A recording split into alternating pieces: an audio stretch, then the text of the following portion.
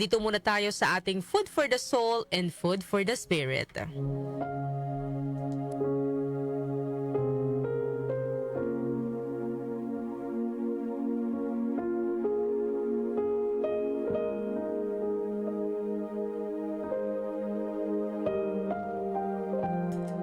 Ang aking pong ibabahagi sa inyo ngayong araw ay tungkol po sa kwento ng tatlong puno. Mayroon pong tatlong puno sa isang bulubundukin ang nangangarap kung ano ang nais nila maging balang araw. Kung ano yung pangarap nila na maging someday, ayan, balang araw mga kanyusik. Sabi po ng unang puno, pangarap kong maging treasure chest. Makikita ng lahat ang kagandahan ko. Mapupuno ako ng ginto, pilak at mga mamahaling bato. Sabi naman ng ikatlong puno or ng pangalawang puno, isang araw ako ay magiging malaking barko. Itatawid ko ang mga hari at reyna sa dagat at maglalayag ako hanggang sa kasulok-sulukan ng mundo. Mararamdaman ng lahat na ligtas sila sa akin. Sabi naman ng ikatlong puno, gusto kong maging pinakamataas at pinakamatuwid na puno sa kagubatan. Makikita ako ng mga tao sa tuktok ng bundok. Ako ang magiging pinakadakilang puno sa lahat. Kapag makikita nila ako, iisipin nila ang Diyos at kung gaano ako kalapit sa Kanya. Lumipas ang mga taon, umulan, umaraw, at tumangkad ang mga puno. Nagsilakihan itong mga puno, mga kanyusik. Isang araw, may tatlong mangangahoy na umakyat ng bundok. Tiningnan ng unang mangangahoy ang unang puno at sinabi, matibay ang punong ito. May bibenta ko ito sa karpintero. Masaya ang puno dahil akala niya ay gagawin na siyang treasure chest ng karpintero. Tiningnan naman na ikalawang mangangahoy ang ikalawang puno at sinabing, matibay din ito. Ibibenta ko naman ito sa paggawaan ng barko. Natuwa naman ang ikalawang puno. Iniisip niyang siya ay magiging malaking barko. Naku, matutupad yung pangarap niyang maging isang malaking barko.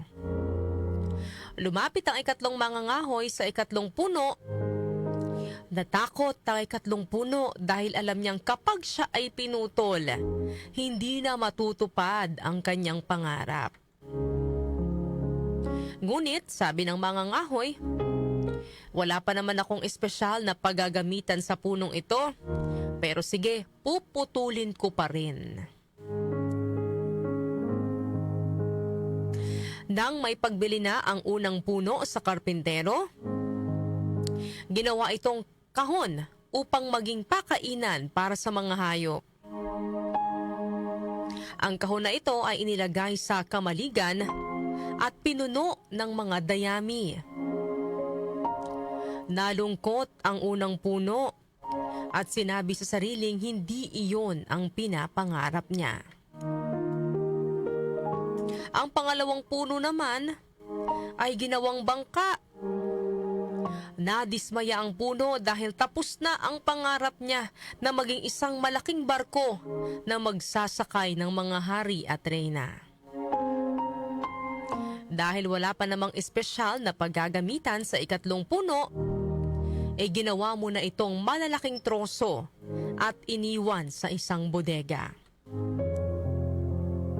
Makalipas naman ng maraming taon at halos nakalimutan na ng mga puno ang kanilang mga pangarap.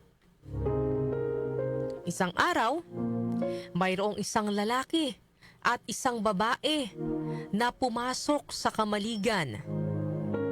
Nanganak ang babae at inilagay nila ang sanggol nila sa kahon na may mga dayami. Kahon na mula sa unang puno. Naramdaman ng puno ang kahalagahan ng pangyayaring iyon dahil hawak niya ang pinakadakilang kayamanan at siya ay ang sanggol na si Hesukristo.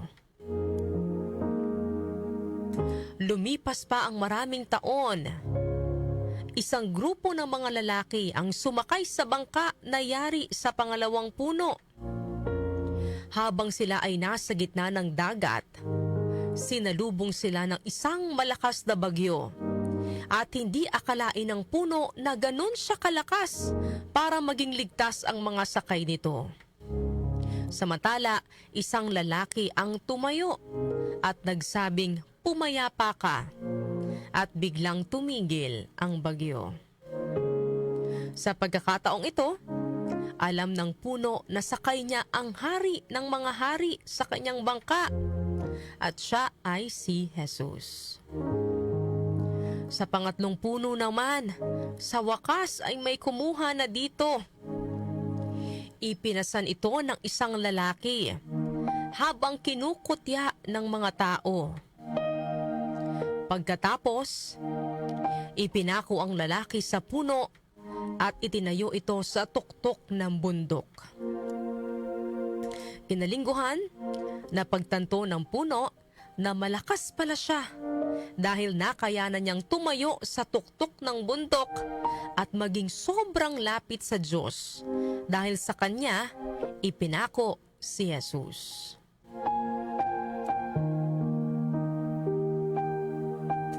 Ano po ang aral na mapupulot po natin sa kwento po natin ngayong araw po ng Miyerkules? Lahat tayo, mga kanyusik, ay may kanya-kanyang pangarap sa buhay. Lahat ng ito ay talagang ipinapanalangin natin sa Panginoon na sana matupad. Pero kapag hindi nangyayari ang mga gusto natin, syempre may mga pagkakataon na malulungkot tayo, nadidismaya. Minsan nagtatampo pa nga tayo sa Diyos, hindi po ba?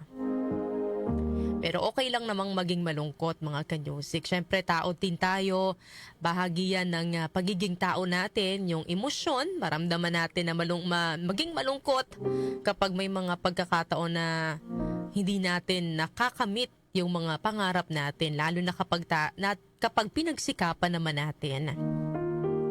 Pero mga kanyusik, wag po nating hayaan na kainin tayo ng lungkot at pagkadismaya. At sa halip ay isipin natin na baka mas may magandang bagay na naghihintay sa atin kaysa sa bagay na gusto nating makuha.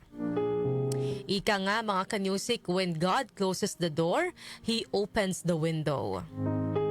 Kung may mga bagay na nawala sa atin o oportunidad na nagsara sa atin, tiyak may bintanang bubuksan ang Panginoon para makapasok ang mas magandang biyaya sa ating buhay. Mas maganda at mas malaking biyaya kaysa sa nauna nating ipinagdarasal. Tandaan natin na kahit anong pilit natin sa isang bagay, kung sa tingin po ng Diyos ay hindi ito para sa atin, hindi ito makakabuti sa atin, hindi niya ito ibibigay, mga kanyusik. Lagi po nating iisipin, God's plan is better than our plan. Tulad po ng tatlong puno sa kwento, no?